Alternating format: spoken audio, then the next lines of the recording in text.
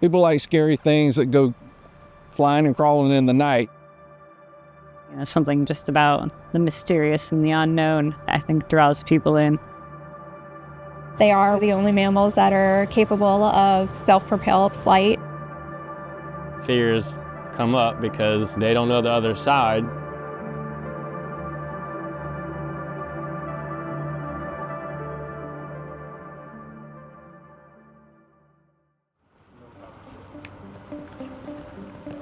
I kind of thought my job was going to be just dealing with pest control issues. We are considered the caretakers of the UF bat houses, which are behind me.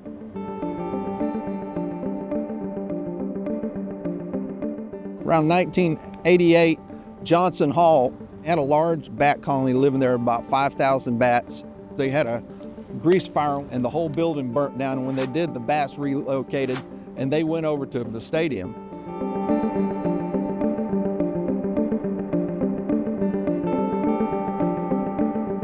And then the bats that happened to live in the bleachers, they would come out and fly around the stadium lights, eating the bugs that were attracted to the lights.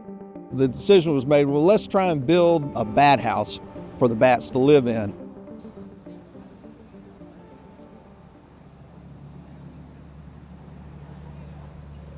Since Luby was involved with raising old world fruit bats, they sort of partnered with us on a lot of the programs that we did. So Luby was started in 1989. We started as kind of just an animal holding facility. We also are a conservancy, so we are making sure that we keep a really good variety of genes, meaning that we're breeding. Our founders had a love for old world fruit bats and their history and learning about them, which is why we have these guys. They are actually in charge of building and putting up bat houses all over Florida. How many layers there should be, what angle from the sun it should be, how many feet of clearance. Especially in Gainesville, it does tend to be such a bat-focused area with us and with the bat houses. People try different things, but we haven't really found anything that's proven to be a way to attract them to a house.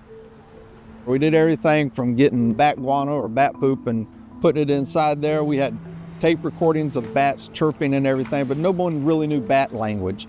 They don't want to be too cold and they don't want to be too warm. They need to be just right. So the bats are actually really, really picky about the bat houses and the dimensions and multiple vertical compartments so that they can hang on. They can see just as well as humans can. They just also have this amazing ability to use echolocation to fly around, eating insects at night that maybe you don't want there. And the reason why they fly, they got arms and legs just like us, but their fingers are really, really long. And they got that little membrane that grows between them, right, which allows them to fly. The bats have on their chest what we call a sebaceous gland. They emit a hormone that tells other bats, hey, this is a good place to hang out. When that started happening, the bats started coming there and they finally wound up taking residency in that place. There's 500,000 bats that live in there. That's 500,000, which is insane. So they're just coexisting with us right in the middle of our city.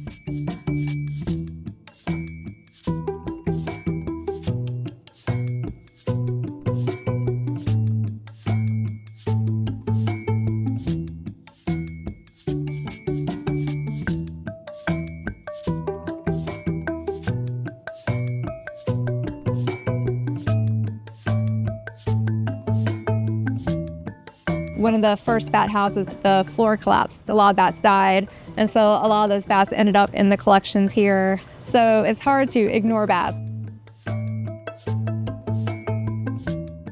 This is JT Bobo Spiky Sprinkles, and he is also a big fan of bats. They're the second most diverse group of mammals. There's about 1,400 species worldwide. And almost all of them are decreasing in population in the wild. All of the staff here have such a deep love and admiration for these guys. We only speak about them in a positive way because that's all we have to say about them. They'll rub their, oh my gosh, okay. Bats are pretty feisty, and when you catch them and they got a lot to say and they shake their wing at you. It's kind of like dogs getting zoomies, where they just get a bunch of energy and let it out, and they just will go around and flap their wings. They all kind of have their personalities. You handsome boy. I love you. You just spit on me. Maharaja is one of our Indian flying foxes. He is very special. He is a crunchy old man. He's got a lot of, it's my time, you're gonna do everything on my time. I love him. In Florida, we have 13 bat species, and 2 of those are federally listed. Here in Alachua County, we probably have 9 to 10 of those 13. 90% of the bat houses in town will have the Mexican free-tailed bat, which is the most common bat species we have here. I use the bat houses as a tool for education and outreach. We have the largest occupied bat houses in the world, and I don't think anybody's disputed that claim. So anybody can come see the bat houses.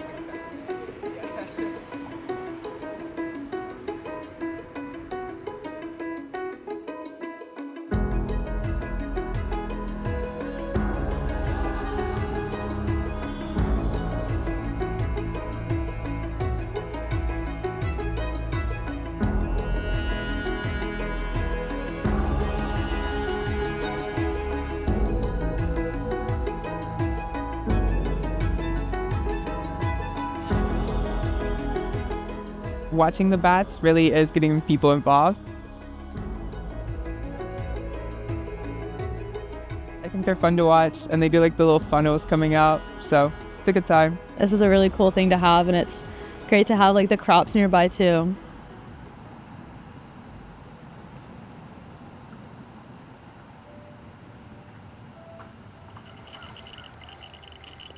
Bat guano is very, very good fertilizer. It's high in nitrogen, really like giving a plant a steroid shot.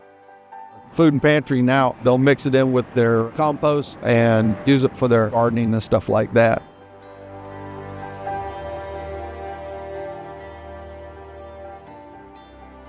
Worldwide, they do all sorts of things, including pollinating plants. So these guys have really, really long tongues, just like bees, so they're gonna be pollinating as they go into other flowers. They're also seed dispersers. They're gonna help repopulate entire forests. They will chew their food and kind of juice all of this fruit out of it, and then they'll spit out all the seeds, stems, rinds, all of those hard pieces that they don't want. They go after all sorts of insects, from mosquitoes to crop pests. These bats eat about half their weight in insects every day. In fact, this colony is large enough where we figure it eats about a tractor-trailer load of insects every day. I'd consider the bats to be a co-worker with us in the pest control industry because they really help make our job a lot easier. It only becomes a pest when they start getting inside the buildings, so we try and bring them back out to the bat house and let them stay where they're supposed to be.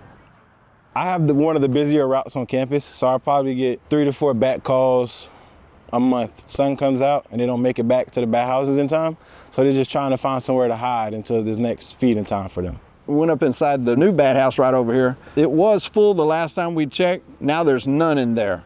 Question is, where'd all the bats go to? They obviously didn't go in this house because this house is to capacity right now. Today we're going to actually go up inside the bat house and see if we can find some little furry little critters up there. We estimate this house will house about 300,000 bats. These are quadrants on the lower level. See up here we've got upper quadrant, wire mesh on the walls so the bats can hang on to it and climb. If you look up here you can see bat guano up on top of the boards. Over here is the upper level. There's the body of a dead bat right there.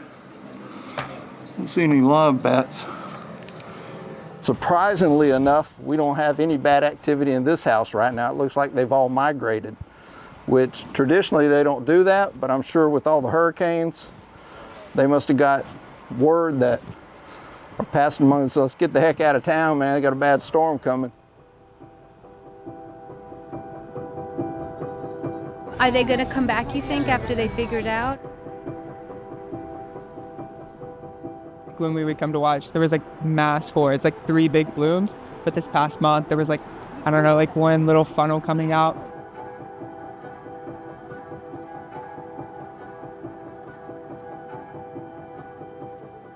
Even though we're not allowed to say climate change here in the state of Florida, say it or not, it's a fact of life. I feel like it's gonna affect us somehow. We're seeing these once-in-a-century disasters once every 2 years now. It's just a sad fact.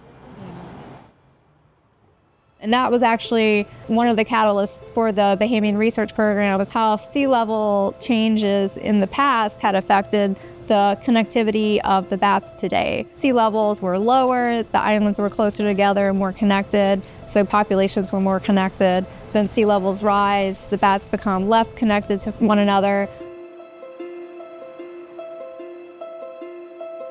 Bats are threatened by a lot of things.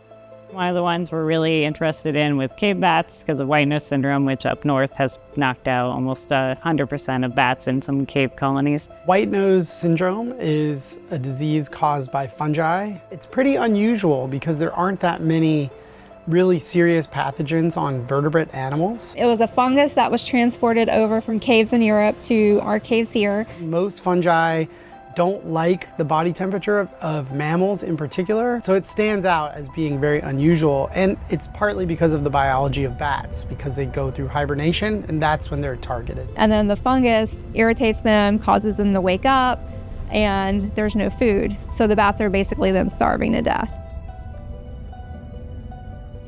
It's currently in 40 states, but not in Florida yet, so we've been doing a lot of monitoring and surveillance and research of our susceptible bat species. Hopefully over time, there will be selection in the bat population for them to get better at tolerating that fungus. From the perspective of biodiversity loss, the real villain is not the fungi. The real villain is us.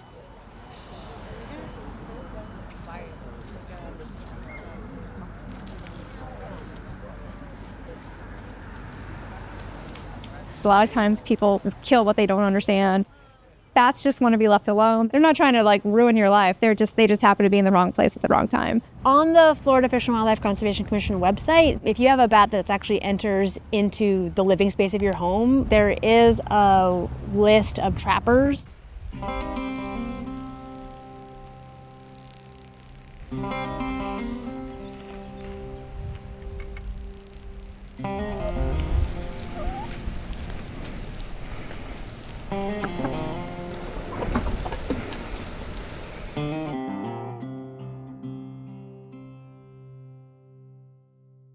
You step on this trip plate. Before I get there, it's mainly, oh my God, there's this bat in my space. How do I get it out? Everything associated with bats and the fears come up. It's something that they don't know how to take care of readily, so it becomes even more of an issue because you just don't know what to do. This nice new subdivision is cool and all, but you've destroyed a lot of habitats in the process. We have to make a choice of, okay, we're going to develop in this property. These animals are going to have to find a new place to live. And they really don't give a hoot at that time. You know, you really can't ask the bat to leave, right? So there are certain things you have to know beforehand. If they see a bat, first thing they want to do is go pick it up and take care of it. They get bit and they can contract rabies. There is a really common misconception that there's a lot of reason to be scared of them. In actuality, there's like a 0.5% of a bat colony that'll have rabies. Without the community coming here and learning about these guys and doing projects like this where you get to teach people about their importance, there wouldn't be bats. Everybody say, cheese bats. Bat Fest is a one-time-a-year event. It's great to see people coming here, supporting bats and wanting to see and get to learn about them.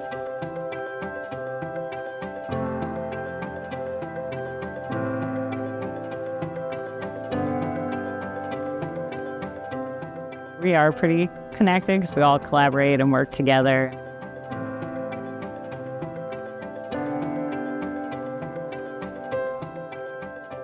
Yeah, there's always great vendors there that bring out all of their best bat gear. A lot of different ages of adults to children, husbands and wives, all talking about the preservation of bats. Sometimes it just takes education to get them a little bit more empathy maybe for that animal and the struggles that that animal has to go through. They're not like blood-sucking bats that we're like grown to know and be afraid of. We love educating. We love making sure people foster these good attitudes towards these guys because they are so important to our ecosystem everywhere that they are.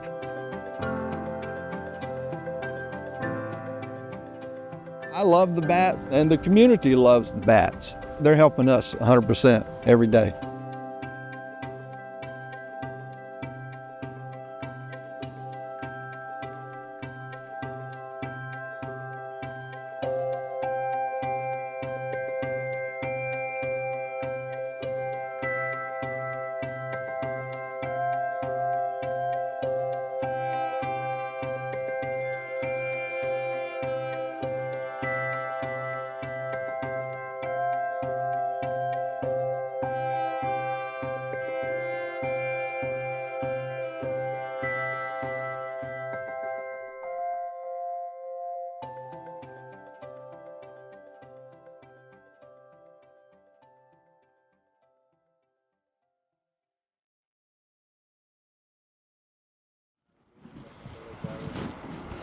Well, now you know what I know. That's the University of Florida Bat House. You're one of the first to see it. Congratulations.